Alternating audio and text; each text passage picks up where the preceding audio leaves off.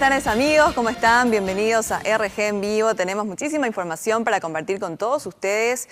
Finalmente no va a aumentar el precio del pasaje tras la suba de los combustibles. Y es que el gobierno de Horacio Cartes decidió elevar el subsidio a las empresas de transporte para que los pasajes de este modo se mantengan. Nuestro compañero Ricardo Roa tiene todos los detalles de esta información. Ricardo, contanos por favor los detalles. Adelante.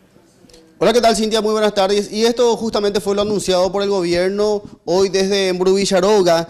El subsidio para los buses convencionales será de 200 guaraníes, mientras que para el diferencial de 100 guaraníes por cada pasajero. Actualmente el gobierno paga en concepto de subsidios a las empresas de transportes un monto que oscila a los 7 millones de dólares anuales. Con esta medida fácilmente rondaría los 14 millones de dólares, teniendo como dato que unos 700.000 usuarios utilizan este servicio diariamente. Escuchamos lo que decía justamente esta mañana durante la conferencia de prensa.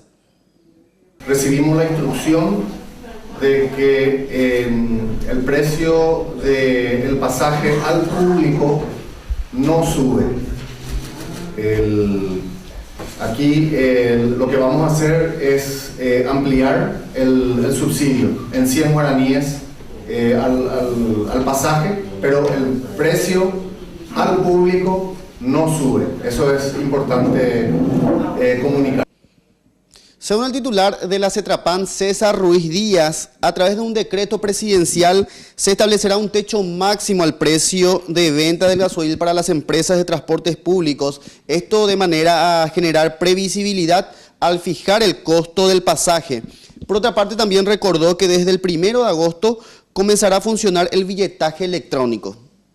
Empieza en el corredor de Mariscal López, con buses de la San Lorenzana, el Inter, línea 15, línea 28 y línea 30, que son asociadas a CETRAPAN, y se van a colocar en los vehículos que tienen aire acondicionado.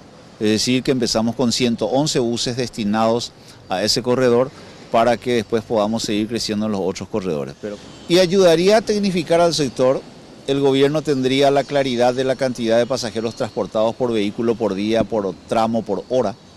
El empresario minimizaría sus riesgos de fuga por evasión en el pago del pasaje.